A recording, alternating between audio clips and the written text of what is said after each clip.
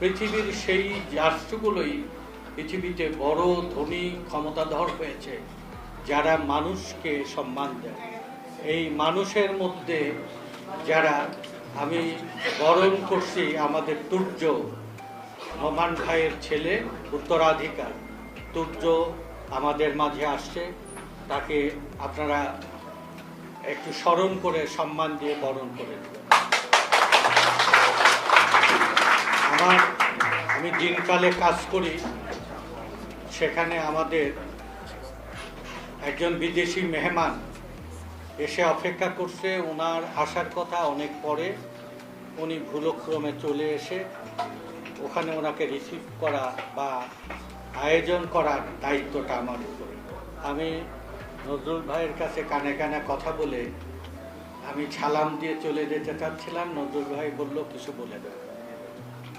আমি সবগুলো বলা নজরুল ভাইয়ের কাছে রেখে আপনাদের কাছে যাওয়ার আগে বাংলাদেশের ভাগ্যহত অসংগঠিত এই শ্রমিক শ্রেণী এক যুগ ও সন্ধিক্ষণে এসে দাঁড়িয়েছে।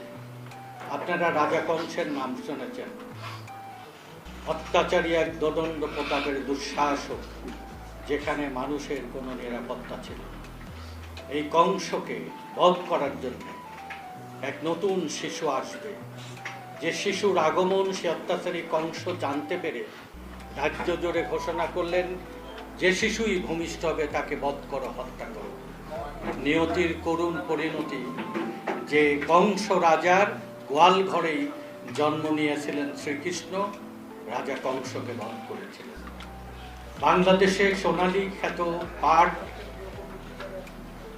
কল বন্ধ করেছে, টঙ্গীর শ্রমিক অঙ্গনকে আজকে ভিটে মাটি শূন্য করেছে, চট্টগ্রামের খুলনার খালিশপুর শিল্প অঞ্চলগুলো বিরান ভূমি করেছে। যে পুঁজিপতিরা, লুটেরা, ধনপতিরা এবং আন্তর্জাতিক সংস্থা IMF এবং পুঁজিপতিরা বাংলাদেশকে ঘিরে যে স্বপ্ন দেখেছিল সুসংগঠিত শ্রমিক আন্দোলনকে গলা টেপে হত্যা করার জন্য, বাংলাদেশে নীরবে গড়ে উঠেছে এক নববিদ্রোহের নতুন শক্তি, বাংলাদেশের শ্রমিক শ্রেণী। 18 কোটি মানুষের 12 কোটি ভোটারের 7 কোটি 35 লাখ এখন এই ভাগ্যহত শ্রমিক শ্রেণী। আমাদের দুর্বলতা হচ্ছে এই 7 কোটি 35 লাখ শ্রমজীবী মানুষের মাত্র 70 লাখ সংগঠিত, আর বিস্তৃত এই শোষিত শ্রেণী অসংগঠিত। এই অসংগঠিত শ্রমিকরা যদি সংগঠিত হয়, বাংলায় আগামী দিনে বিদ্রোহ আর বিপ্লবের নেতৃত্ব দেবে শ্রমিক শ্রেণী। পৃথিবীর সেই সমস্ত জনপদে পরিবর্তন এনেছে শ্রমিকেরা, যে জনপদে শ্রমিক সংগঠিত হয়েছে। বাংলার সকল শোষণ, বঞ্চনা, অভিশাপ, দুরাচার থেকে এই জাতিকে মুক্ত করতে পারে শ্রমিক শ্রেণী, যে শুধু নিজেকেই শোষণ থেকে মুক্ত করে না, শোষিত, বঞ্চিত আর সব শ্রেণীর মানুষকে মুক্ত করে। বাংলাদেশের এই অসংগঠিত শ্রমিকদের নেতৃত্বেই আগামী দিনে এক মহাবিপ্লব ঘটবে এই বাংলায়।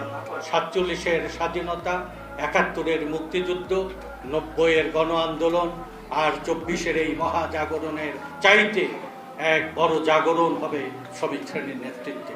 সেই শ্রমিক শ্রেণীর নেতৃত্বে যখন লড়াই হবে, সেই লড়াইয়ের এই ক্ষণে পাট শ্রমিকদের ঐতিহ্য ফেরানোর যে কর্মসূচি নোমান ভাই দেখে গেছেন, সেই কর্মসূচির আমরা চা শ্রমিক, পাট শ্রমিক, শিল্প শ্রমিক, বন্দর শ্রমিক, আমাদের রেল শ্রমিক, আমাদের গার্মেন্ট শ্রমিক, পেশাভিত্তিক সব শ্রমিকদের আজকে ক্ষুদ্র ক্ষুদ্র আন্দোলন গড়ে তুলে আমরা সেই সত্যিকার অর্থেই এক বাংলার মানুষের মুখে হাসি ফোটানোর জন্য এক বড় জাগরণের লড়াই হবে। আগামী লড়াই হবে শ্রমিক শ্রেণীর নেতৃত্বে। সেই লড়াইয়ের নেতৃত্ব দেওয়ার জন্য যারা আপনারা যে পর্যায়ে থাকেন, শ্রমিক দলের নেতৃত্বে, পাট শ্রমিক দলের নেতৃত্বে, বিভিন্ন পেশা এবং ছোট ছোট সংগঠনের নেতৃত্বে, আমরা যে আমাদের আন্তর্জাতিক যে স্লোগান দুনিয়ার মজদুর এক হওয়ার, আমরা বাংলার সকল শ্রমজীবী মানুষকে ঐক্যবদ্ধ করে আমরা শোষণ আর বঞ্চনা থেকে এ জাতিকে মুক্ত করে আমরা একটি সোনালী দিনের স্বপ্ন ফেরত আনব, যে স্বপ্ন দেখতেন আব্দুল্লাহ নোমান যে স্বপ্নের জন্য লড়াই করছেন নজরুল ইসলাম খান, সেই লড়াইয়ের আমি মনে করি, আমি প্রত্যাশা করি শ্রমিক আন্দোলনই আমাদের পরবর্তী আন্দোলন। আর কোনো আন্দোলন এখানে সফল হবে না। একমাত্র সম্ভাবনা হচ্ছে এই জাতির সব মানুষের মুক্তির লড়াইয়ে শ্রমিক শ্রেণীর নেতৃত্ব দেবে। সেই শ্রমিক শ্রেণীর যে পর্যায়ে যে আছেন, যখন আমরা আদর্শের ভিত্তিতে শৃঙ্খলা এবং অসংগঠিত শ্রমিকদের ঐক্যবদ্ধ করার এক প্রতিজ্ঞা করব, তখন এই বাংলায় এক নবজাগরণ তৈরি হবে। সেই নবজাগরণের পক্ষে আপনাদের ডাক দিয়ে আমি আমার কথা শেষ করছি। দুনিয়ার মধ্যে এক হোক।